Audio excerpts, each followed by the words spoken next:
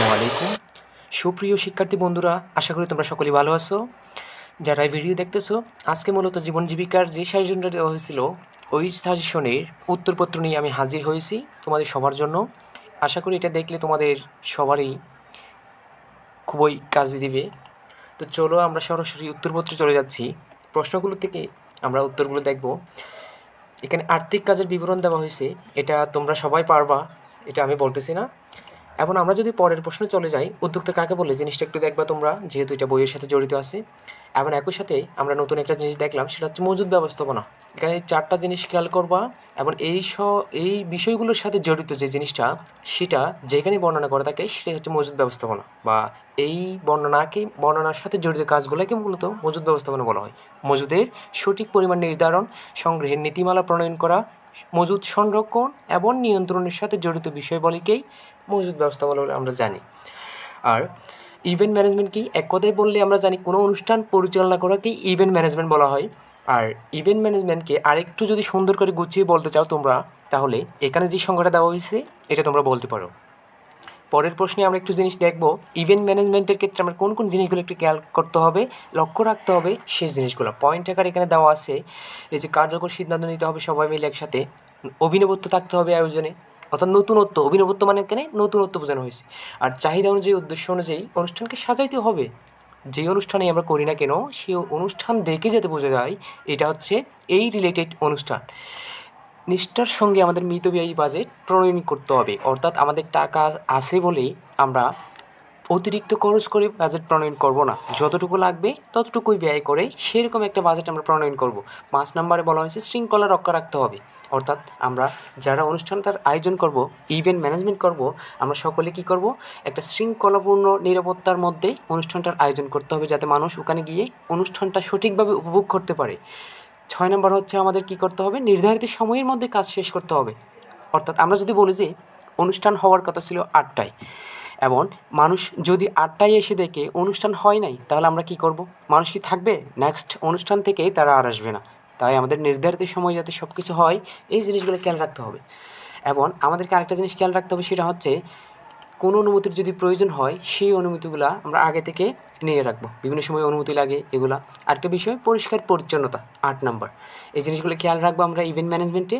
এবং ইভেন্ট ম্যানেজমেন্টে এগুলোর পাশাপাশি আরও কয়েকটা দক্ষতার চর্চা করা উচিত। এগুলো এই যে 4টা দেওয়া আছে: যোগাযোগ দক্ষতা, সময় ব্যবস্থাপনার দক্ষতা সংগঠনের, এবং বাজেট ব্যবস্থাপনার দক্ষতা। আরেকটা হচ্ছে সৃজনশীলতা এবং উদ্ভাবনী দক্ষতা। এটা আমাদের সবারই থাকা দরকার। আমরা পরবর্তী প্রশ্নে চলে যাব, যেখানে মজুদ ব্যবস্থাপনার বিউচ্চ দিকগুলো নিয়ে আলোচনা করা হয়েছে। এখানে 4টা দিক আছে, দিকগুলো একটু তোমরা দেখে নিবা। এই যে জাস্ট 4টা পয়েন্টগুলো মনে রাখবা। আমি ভিডিও যাতে লম্বা না হই সেই জন্য মূল পয়েন্টগুলো বলে চলে যাচ্ছি, তোমরা পিডিএফ থেকে বিস্তারিত পড়ে নিবা। মজুদ ব্যবস্থাপনার 7 দিনের একটা চার্ট তোমাদের তৈরি করতে বলতে পারি পরীক্ষায়, সেই জন্য এটা একটু প্র্যাকটিস করে নিবা। এখানে পণ্যের নাম থাকবে, পণ্য কী পরিমাণ লাগে সপ্তাহে সেটা জানতে হবে, আমাদের বর্তমানে কী পরিমাণ আছে বাড়িতে, আর নতুন করে কতটুকু কিনতে হবে সেটা বের করতে হবে। এটা বের করার ক্ষেত্রে একটা জিনিস খেয়াল রাখবা, সেটা হচ্ছে যে পরিমাণ লাগবে সেখান থেকে বর্তমানে আছে সেটা আমরা বিয়োগ করব। তাহলে এটা যদি আমরা এখান থেকে বিয়োগ করি, যেটা পাবো সেটা হচ্ছে কি, এটা এখানে লিখবো আমরা। বুঝা গেছে? আর এখানে দাম বের করার ক্ষেত্রে আমরা অবশ্যই এইটার সাথেই দামের গুণ করব, কারণ আমরা নতুন করে এটাই কিনবো ওই কারণে। আর আমরা যদি এর পরের প্রশ্ন যাই, একটা দেখবো আমরা স্টক লেজার, মজুদ খতিয়ান। এটা করার ক্ষেত্রে এই যে নিত্য প্রয়োজনীয় পণ্যের নাম, প্রারম্ভিক মজুদ, মাসে নতুন ক্রয়ের পরিমাণ কতটুকু লাগবে মাসে, আর বর্তমানে কতটুকু আছে, আর প্রত্যাশিত মজুদ আমরা কতটুকু থাকবে বলে মনে করেছিলাম। এই দুইটার বিয়োগফলে আমরা বিয়োগফল থেকে সিদ্ধান্ত নিব পণ্যটা কি কিনতে হবে নাকি কিনতে হবে না। একটা জিনিস খেয়াল রাখবা, সেটা হচ্ছে প্রত্যাশিত মজুদের চেয়ে যদি বর্তমান মজুদ কম থাকে আমাদের কিনতে হবে, আর বেশি থাকলে কিনতে হবে না, সমান থাকলেও কিনতে হবে না। তাহলে এই দুইটা একটা অপরটার সাথে জড়িত। এদিকে মন্তব্য লিখতে হবে এভাবে। এটা একটু তোমরা বই থেকে দেখে নিবা, পরীক্ষা কাজে লাগবে। আমরা পরের প্রশ্নে চলে যাচ্ছি, সেখানে বলা হয়েছে মজুদ খতিয়ান বা স্টক লেজার কাকে বলে। তাহলে এখানে একটা সংজ্ঞা দেওয়া আছে, তোমরা এটা একটু মুখস্থ করে ফেলবা। স্টক লেজার কাকে বলে, আর হচ্ছে পেশা কাকে বলে, এটা আমরা সবাই জানি, জীবিকা নির্বাহের জন্য যে কাজ করা হয় এটাকে মূলত পেশা বলা হয়। আর দক্ষতা কি, যে গুণ আমাদেরকে কোনো কিছু করতে সাহায্য করে বা কোনো বিশেষ কাজে পারদর্শিতা অর্জনে সাহায্য করে, সেটাই দক্ষতা আমরা জানি। ফায়ার ড্রিল কি এটা আমরা অনেকে জানি না। ফায়ার ড্রিল হচ্ছে একটা প্রশিক্ষণ, মূলত কী নিয়ে প্রশিক্ষণ, তাহলে কোথাও যদি অগ্নিকাণ্ড হয় বা কোনো জরুরি অবস্থায় ভবন থেকে কীভাবে বের হয়ে আসতে হবে নিরাপদভাবে সেই সংক্রান্ত যে প্রশিক্ষণ দেওয়া হয় সেটাকেই আমরা ফায়ার ড্রিল বলতে পারি। আর আমরা ফায়ার ড্রিল কেন প্রয়োজন সেটা একটু দেখে নিই। এই যে কেন প্রয়োজন এই জিনিসগুলো একটু দেখে নিবা তোমরা সবাই, কারণ ফায়ার ড্রিল আমাদেরকে এই জিনিসগুলো শেখায় এবং এগুলো করতে সাহায্য করে, এই সম্পর্কে ধারণা দিবে। এইখানে কী কী যন্ত্র লাগে, কী কী সরঞ্জাম লাগে এগুলো আমরা জানতে পারবো। কোথাও আটকে পড়লে আমরা সেখান থেকে কীভাবে বের হয়ে আসতে পারবো এই সংক্রান্ত জ্ঞান পাবো। এই কারণে মূলত এটা দরকার আছে। আর ফায়ার ড্রিল এইটাকে কয়টা দলে বিভক্ত করা যায় এটা আমরা সবাই জানি, বই থেকে পড়ছো আশা করি। আমরা 3টা দলে ভাগ করতে পারি: অগ্নি নির্বাপক দল, উদ্ধারকারী দল, প্রাথমিক চিকিৎসা দল। 3টা দল, এই 3টা দলে আমরা ভাগ করতে পারি ফায়ার ড্রিলকে। এবং কোন দলের রং কীরকম, পিছনে কী লেখা থাকে এই জিনিসগুলো একটু খেয়াল রাখবা। ফায়ার লেখা থাকে অগ্নি নির্বাপক দল যেটা, সেটাতে রেস্কিউ লেখা থাকে উদ্ধারকারী দলে, কারণ রেস্কিউ অর্থ উদ্ধার। আর প্রাথমিক চিকিৎসা দলে ফার্স্ট এইড লেখা থাকে, প্রাথমিক চিকিৎসা লেখা থাকে। এবার আসি আমরা পরের প্রশ্নে। এখানে বলা হয়েছে আগুন লাগলে কী করব। আমরা অনেকে আগুন লাগলে চিৎকার করি না, আচ্ছা চিৎকার করব না, ঠিক আছে। আমরা আগুন লাগলে এই জিনিসগুলো একটু অনুসরণ করব, এগুলো মেনে চলার চেষ্টা করব। তোমরা এগুলো একটু পড়ে ফেলবা, এই নাম্বারগুলো একটু অবশ্যই মনে রাখবা, শুধু পরীক্ষার জন্য না, এগুলো আমাদের জন্যও লাগবে। কখনও যদি আগুন লাগে তাহলে ওই নাম্বারে আমরা ফোন করব। আচ্ছা, এবার আসি আগুন লাগা থেকে মুক্তি পেতে আমাদের কী কী সতর্কতা অবলম্বন করতে হবে। এই সতর্কতাগুলো আমরা অবলম্বন করলে তাহলে আমাদের আশেপাশে সহজে অগ্নিকাণ্ড মতো ঘটনাগুলো হবে না। আচ্ছা, এরপরের প্রশ্ন হচ্ছে চাহিদার কারণে পেশার দক্ষতা কীভাবে পরিবর্তন হচ্ছে। এটা আমরা সবাই জানি, পেশার বিভিন্ন দক্ষতা অ্যাড করা হচ্ছে এটার কারণে, অর্থাৎ পেশাকে নতুনভাবে সাজানো হচ্ছে। যেমন তুমি সেলুনের কথা চিন্তা করতে পারো, সেখানে এখন নতুন নতুন প্রযুক্তি অ্যাড করা হয়েছে। কৃষির কথা চিন্তা করতে পারো, অর্থাৎ এভাবে পেশার সাথে নতুন নতুন দক্ষতার পরিবর্তন হচ্ছে, কারণ দক্ষতাগুলো অর্জন করতে হবে, ঠিক আছে। শিক্ষকদের এখন নতুন নতুন বিষয়ে দক্ষতা লাগতেছে, কেন? অনলাইনে পড়াতে হবে তাদেরকে, অনলাইনের যে দক্ষতা এটা তাদের দরকার আছে এরকম। আর চুল কাটার জন্য আধুনিক যন্ত্র আমরা সবাই জানি, ট্রিমার থেকে শুরু করে কাঁচি বিভিন্ন জিনিস ব্যবহার করা হচ্ছে। মৌলিক দক্ষতা কী সেটা আমরা সবাই জানি। এই যে যেই দক্ষতাগুলো আমাদের যে কোনো পেশাতেই প্রয়োজন আছে সেটাকে বলা হয় মূলত মৌলিক দক্ষতা, ঠিক আছে।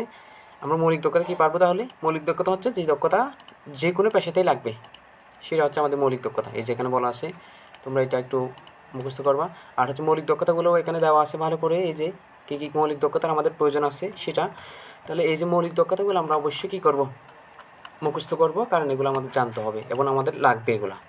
কেন? অনেকগুলো মৌলিক দক্ষতা আছে, যোগাযোগ দক্ষতা, দলগত কাজ করার দক্ষতা, এই যে তারপর হচ্ছে আলোচনার মাধ্যমে সিদ্ধান্ত নেওয়ার দক্ষতা, সমস্যার সমাধান করার দক্ষতা, এগুলো আমাদের জানতে হবে, এগুলো আমাদের লাগবে। এরপর আসে আমাদের পেশাগত দক্ষতা কাকে বলা হয়, অর্থাৎ যেই দক্ষতা আমাদের নির্দিষ্ট কাজের সমস্যার সমাধান করার জন্য দরকার আছে সেটাকে বলা হয় কি মূলত যোগাযোগ দক্ষতা। অর্থাৎ কিছু দক্ষতা আমাদের সমস্যার সমাধানের জন্য প্রয়োজন হয় নির্দিষ্ট সমস্যার জন্য, সেগুলো যোগাযোগ দক্ষতা। আর একটা হচ্ছে কৃত্রিম বুদ্ধিমত্তা কাকে বলে, এটা এখান থেকে একটু মুখস্থ করে নিবা। এক কথায় আমাদের চিন্তাভাবনাকে যদি প্রযুক্তির উপর ভিত্তি করে আমরা যন্ত্রের মাধ্যমে বাস্তবায়ন করি সেটাকে কৃত্রিম বুদ্ধিমত্তা বলা হয়। এবার আসি রোবট কাকে বলে, একটু সংজ্ঞা দেওয়া আছে, এটা যদি জানার দরকার নাই তেমন, তারপরে একটু ধারণা রাখবা, পরে রাখবে। আচ্ছা, আমরা নতুন নতুন কিছু প্রযুক্তির নাম শুনছি, এই প্রযুক্তিগুলা কি কি তোমাদের জিজ্ঞেস করা হতে পারে। নতুন প্রযুক্তি কী কী প্রযুক্তির নাম তুমি শুনছো নতুন, এগুলো জিজ্ঞেস করলে এখান থেকে কয়েকটা লিখে দিবা। 3D প্রিন্টিং, ড্রোন শুনছি আমরা, তারপর হচ্ছে কৃত্রিম বুদ্ধিমত্তা সহ আমরা বেশ কিছু প্রযুক্তির নাম আমরা শুনছি। এই যে 4টা প্রযুক্তি, এগুলো একটু আমরা জেনে রাখবো। 3D প্রিন্টিং, ড্রোন, কৃত্রিম বুদ্ধিমত্তা বা এআর ভিআর আইওটি, এগুলা বোঝা গেছে। এরপর আসি আমরা ভবিষ্যতে সৃষ্টি হবে এরকম কিছু পেশা এখানে দেওয়া আছে, তোমরা এগুলো একটু দেখে নিবা। এরপর আসি আমরা বিভিন্ন খাতে বিভিন্ন পেশার সৃষ্টি হবে এরকম কিছু পেশা, আমরা কয়েকটা খাত পড়ছিলাম, প্রযুক্তি, কৃষি, শিল্প, সেবা, এগুলোতে এখানে পেশা দেওয়া আছে, তোমরা এগুলো পিডিএফ থেকে একটু দেখে নিবা। আর শেষে হচ্ছে প্রযুক্তিগত দক্ষতা কি, আমরা যে জ্ঞানটা অর্জন করছি, ঠিক আছে, সেই জ্ঞানের বাস্তব ব্যবহার, এটাই মূলত প্রযুক্তিগত দক্ষতা। সুনির্দিষ্ট জ্ঞান বা দক্ষতাকে মূলত প্রযুক্তিগত দক্ষতা বলা যায়, যা নির্দিষ্ট কাজ সম্পাদন করার জন্য আমরা ব্যবহার করি বা আমাদের প্রয়োজন আছে, সেটাই এখানে দেওয়া আছে, একটু পড়ে নিবা তোমরা।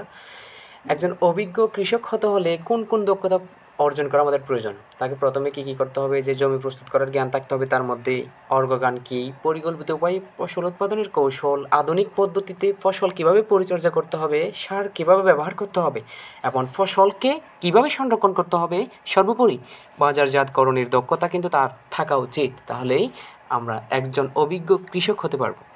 পরের প্রশ্ন দেখব, কৃষি বিজ্ঞানী হওয়ার জন্য আমাদের কোন কোন দক্ষতার প্রয়োজন হবে। তাহলে কৃষি বিজ্ঞানী হতে হলে আমাদের নতুন নতুন উদ্ভাবন, কৃষি পদ্ধতি, ফসল উৎপাদন, পরিচালন, এই প্রক্রিয়া সম্পর্কে জ্ঞান দক্ষতা থাকা প্রয়োজন। এছাড়া কৃষি প্রযুক্তি বিষয়ে পর্যাপ্ত জ্ঞান, অর্থ ব্যবস্থাপনা, পরিকল্পনার দক্ষতা কিন্তু প্রয়োজন আছে। পাশাপাশি কারিগরি শিক্ষা কী, বৃত্তিমূলক শিক্ষা কী, এই দুইটা জিনিস আমাদের জানতে হবে, সেটা এখানে দেওয়া আছে। কারিগরি বা বৃত্তিমূলক শিক্ষা হচ্ছে কি, যে শিক্ষা আমরা হাতে কলমে বাস্তবে অর্জন করি, বাস্তবে যাতে কাজ করতে পারি, সেই কাজ করার যে দক্ষতা বা শিক্ষা, মূলত সেটাকে কারিগরি শিক্ষা বলা হয়। এখানে আমরা যদি দেখি একটা সুন্দর গোছানো সংজ্ঞা দেওয়া আছে, সেটা হচ্ছে যে এখান থেকে কারিগরি বৃত্তিমূলক শিক্ষা বা প্রশিক্ষণ হলে এমন একটি ধারণা যেখানে পড়াশোনার পাশাপাশি একজন শিক্ষার্থীকে চাকরি বা কর্মসংস্থানের জন্য বিশেষ জ্ঞান অর্জনে সহায়তা করা হয়। বোঝা গেছে? এটাই। এরপরে আমরা দেখব বাংলাদেশে কারিগরি শিক্ষা কী কী কোর্স আছে।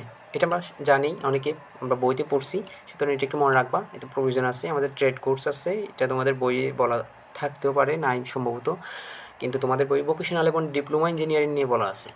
এটা কখন করতে হয়? এসএসসি, অর্থাৎ জেএসসির পরে করতে পারি আমরা এসএসসির সময়, এসএসসির পরে করতে পারি ডিপ্লোমা ইঞ্জিনিয়ারিং, 4 বছর মেয়াদি এটা, আর ভোকেশনালটা 2 বছর মেয়াদি।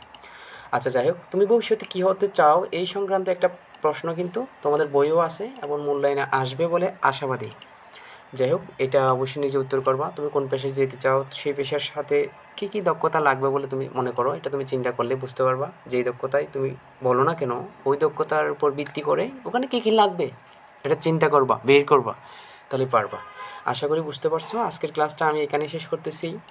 সবাই ভালো থাকবা, ভালো করে পড়াশোনা করো, এবং মূল্যায়নের বিভিন্ন নির্দেশনা পেতে অবশ্যই আমাদের চ্যানেলটা সাবস্ক্রাইব করে রাখবা। আর আমাদের ওয়েবসাইটে কয়েক মিনিট পর পর, কয়েক ঘন্টা পর পর বা দিনে অন্তত একবার ভিজিট করার চেষ্টা করবেন, কারণ ওখানে নতুন নতুন আপডেটেড তথ্য পাবেন এবং সাজেশন পাবেন। ধন্যবাদ সবাইকে। আসসালামু আলাইকুম।